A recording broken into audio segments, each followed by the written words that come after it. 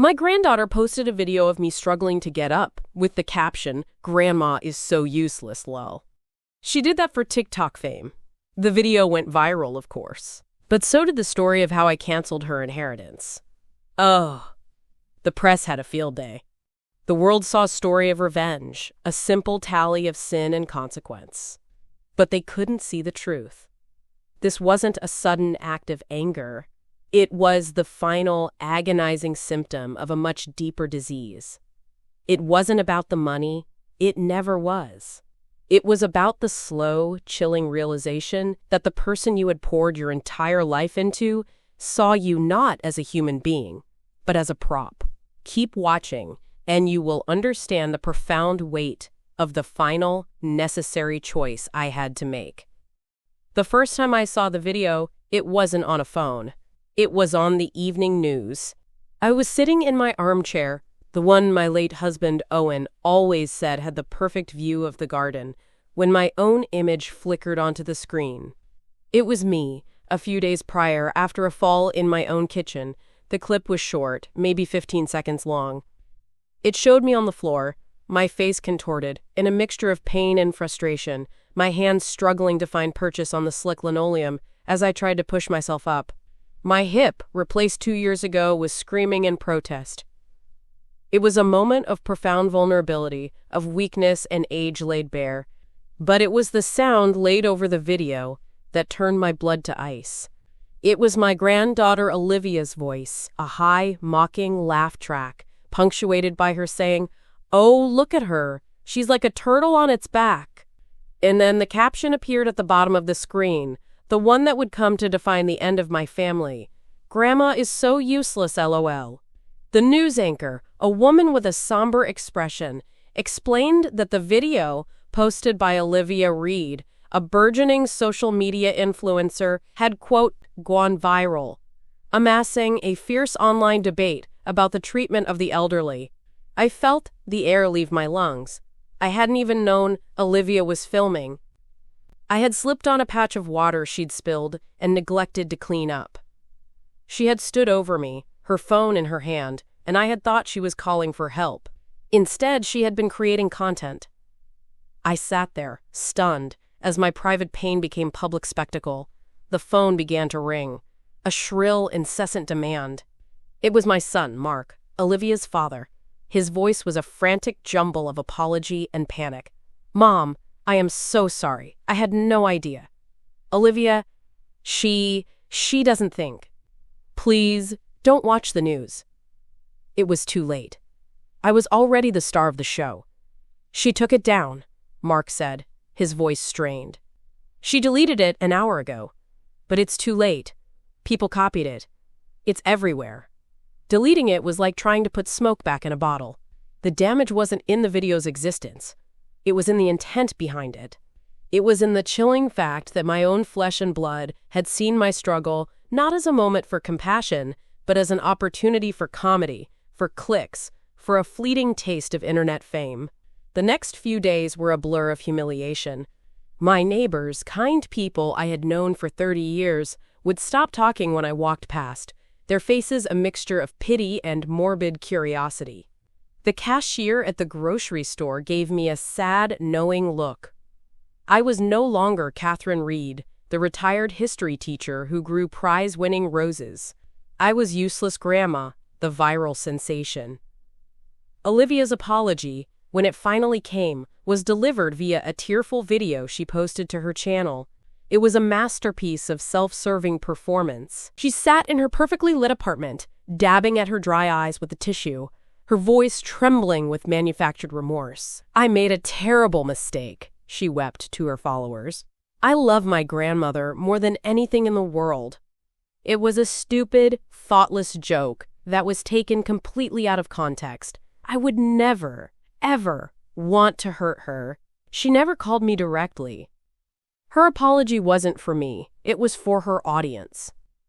It was a desperate act of brand management, an attempt to staunch the bleeding as sponsors began to pull their support and her comment sections filled with disgust.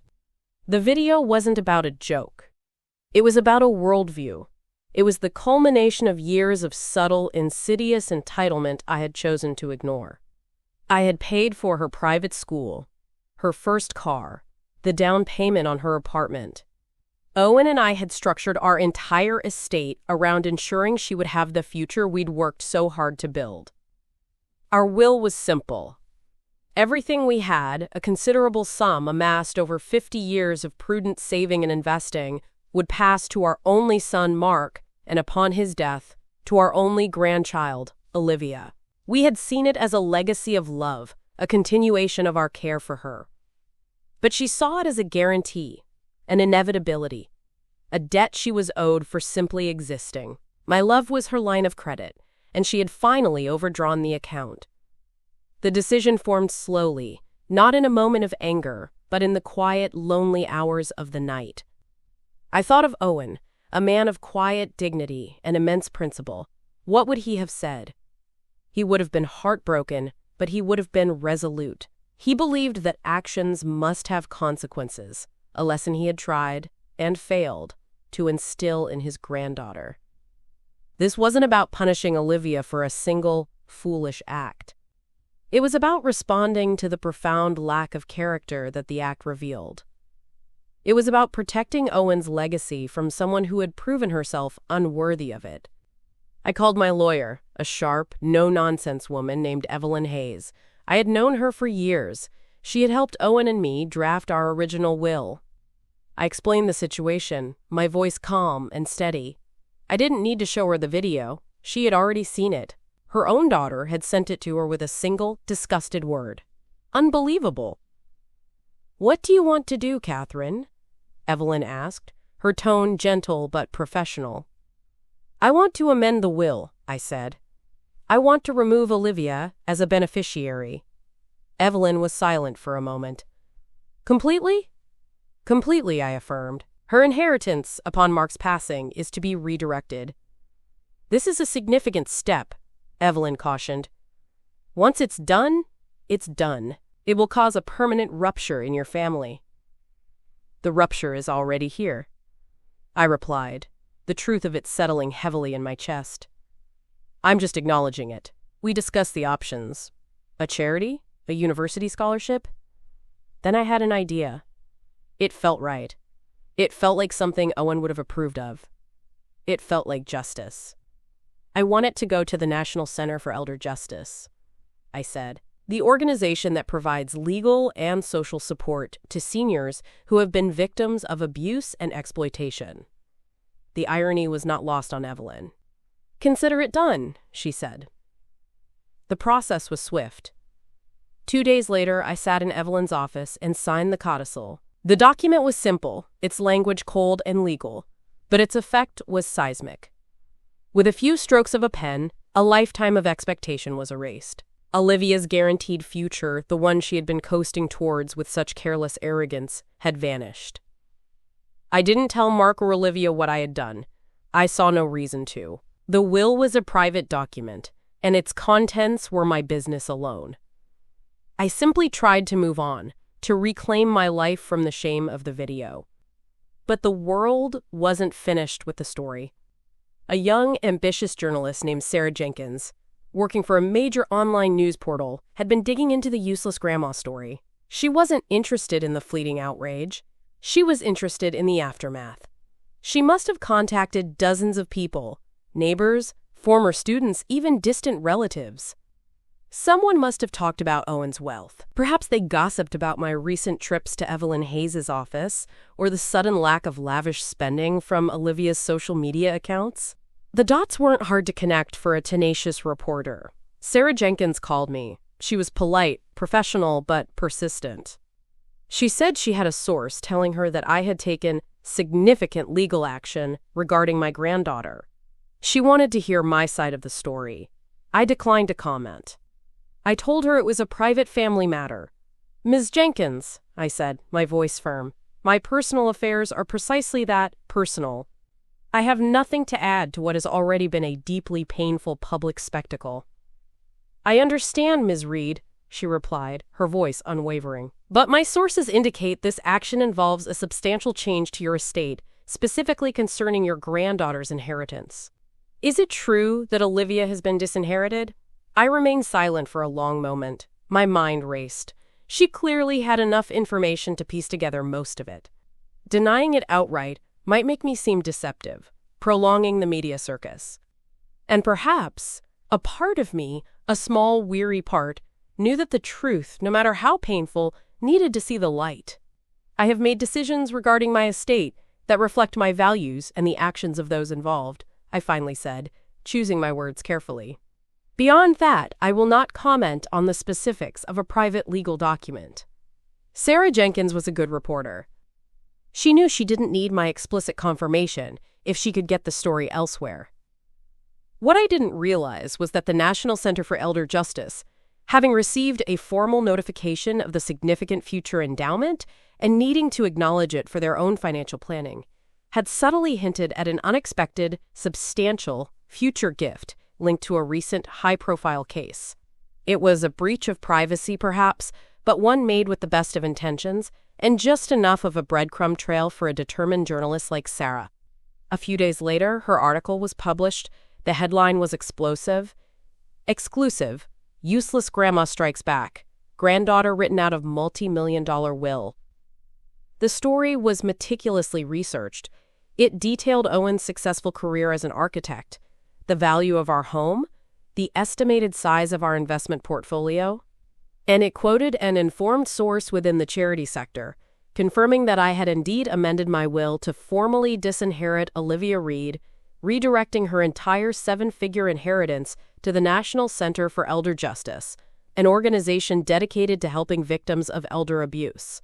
The article was a nuclear bomb dropped into the middle of my family. This time, the story that went viral wasn't a video of my weakness, it was a story of my strength. The narrative flipped instantly. I was no longer a pitiable victim. I was a matriarch of principle, a woman who had drawn a line in the sand. The press, as the saying goes, had a field day. Talk shows debated the morality of my decision. Legal experts discussed the validity of codicils. Social media, the same engine that had humiliated me, now lionized me. Hashtags like #JusticeForGrandma and #TheInheritance trended for days. People saw it as a grand, dramatic gesture. They didn't see the quiet, devastating heartbreak behind it. They didn't see the years of love that had curdled into this final, painful act. The call from Olivia came within an hour of the article's publication. This time, there were no crocodile tears. There was only pure, unfiltered rage, a raw, piercing shriek. "How could you?" she screamed into the phone, the sound almost breaking the eardrum. "How could you do this to me? That was my money. Grandpa wanted me to have that money." Her voice trembled, not with sadness, but with the terrifying fury of entitlement denied. The precise figures from the article had clearly registered, igniting a storm. "Your grandfather," I said, my voice dangerously calm. The quiet strength I had found in recent months holding steady, wanted you to be a person of character. He believed wealth was a responsibility, not a right. You proved you don't understand the difference. "Because of a stupid video?" she shrieked, the volume escalating. "You're ruining my entire life because of one stupid joke?" "No, Olivia," I said, and for the first time I felt the full weight of my own authority, unburdened by guilt or obligation. "You are not being punished for the video. The video was merely the symptom. You are facing the consequences of the person you have chosen to be. You saw my pain, and you thought it was entertainment. You saw my love, and you thought it was a bank account. You were wrong on both counts." There was a sputtering silence on the other end of the line. I could hear her ragged breathing, the sound of a desperate animal caught in a trap. The fury was giving way to panic as the stark reality of her situation began to sink in.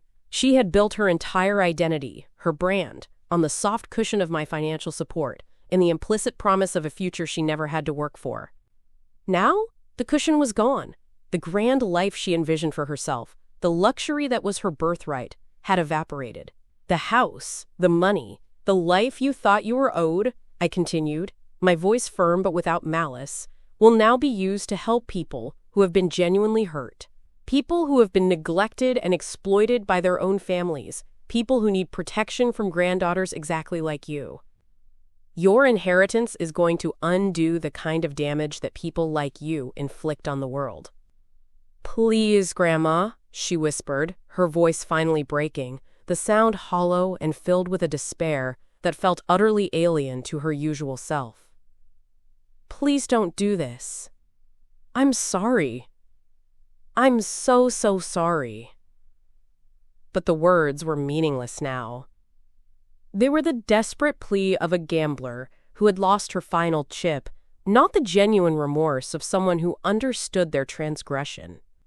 Her sorrow was for herself, for the consequences, not for the pain she had inflicted. I know you are, I said softly, the ache in my own chest, a familiar companion. But you're not sorry for hurting me, Olivia. You're sorry you got caught. You're sorry there are consequences. And that is a lesson you will have to learn on your own. I hung up the phone. It was the last time we ever spoke. My son, Mark, was caught in the middle. He was broken by it. He loved his daughter, but he could not defend her actions. He loved me, but he was horrified by the finality of my decision.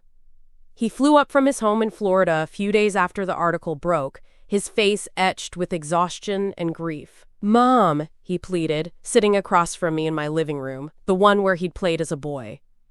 Can't you just soften it? Leave her something? Just enough for a fresh start? A fresh start at what, Mark? I asked gently. Another life of entitlement? She needs to understand that actions have consequences. This isn't about money for her. It's about life's hardest lesson. But she's my daughter, he said, his voice raw. And your granddaughter. Think of what Owen would say. Owen, I countered, my voice firm, would have seen this as a necessary, painful act of principle. He instilled values, Mark, not just wealth. And Olivia chose to discard those values for a few cheap clicks.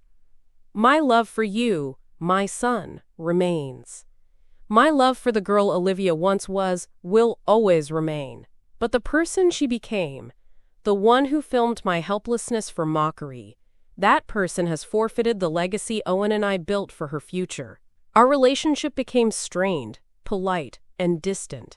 The easy warmth we once shared was another casualty of Olivia's casual cruelty. He continued to hope for a reconciliation, for a change of heart that I knew would never come. He was the bridge between two broken shores, unable to connect them. Months passed. The initial media frenzy died down, replaced by other viral stories. Olivia's influencer career, as predicted, was over. Her name became synonymous with elder abuse, a cautionary tale whispered in online communities. According to Mark, she works 2 jobs now, one in a coffee shop and another waiting tables, struggling to pay the rent on the apartment I once helped her secure. He tells me she is a different person now, humbled, quiet, bitter. He hopes that one day I will reconsider. He doesn't understand that this was never about reconsideration. It was about resolution. Sometimes, late at night, I sit in my armchair and look at the empty space beside me. I miss my husband. I miss the family I once envisioned.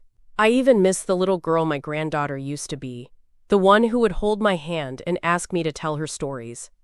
I mourn the profound loss that this decision wrought. It was a choice that carved a chasm through my remaining family.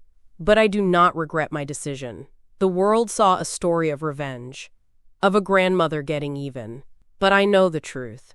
It was a story of preservation. I was preserving Owen's legacy, protecting the values he held dear.